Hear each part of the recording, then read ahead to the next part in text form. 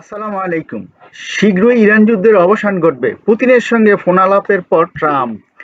ইরানের বিরুদ্ধে চলমান যুক্তরাষ্ট্র ইসরায়েলি হামলা খুব শীঘ্রই শেষ হতে যাচ্ছে বলে জানিয়েছেন মার্কিন প্রেসিডেন্ট ডোনাল্ড ট্রাম্প। সোমবার ফ্লোরিডার ডোরালে সাংবাদিকদের সঙ্গে আলাপকালে তিনি দাবি করেন, এই যুদ্ধ পরিকল্পনার চেয়েও দ্রুত গতিতে লক্ষ্যের দিকে এগুচ্ছে। এই বক্তব্যের আগে ট্রাম্প রুশ প্রেসিডেন্ট ভ্লাদিমির পুতিনের সঙ্গে টেলিফোনে কথা বলেন। ট্রাম্প বলেন, পুতিন মধ্যপ্রাচ্যের এ সংঘাত নিরসনে সহায়তা করতে ইচ্ছুক।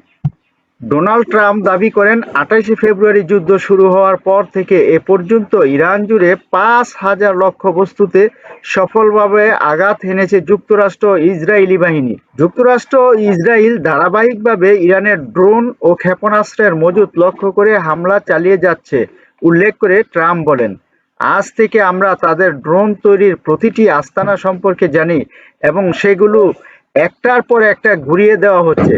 দেশটির ক্ষেপণাস্ত্র সক্ষমতা 10% বা তার চেয়েও নিচে নেমে এসেছে। রুশ প্রেসিডেন্ট দপ্তর ক্রেমলিন জানিয়েছেন, পুতিন ও ট্রাম্পের মধ্যে খোলামেলা ও গঠনমূলক আলোচনা হয়েছে।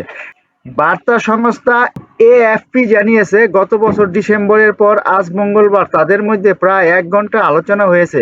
ইরান যুদ্ধের পাশাপাশি ইউক্রেন যুদ্ধ নিয়েও কথা বলেছেন তারা।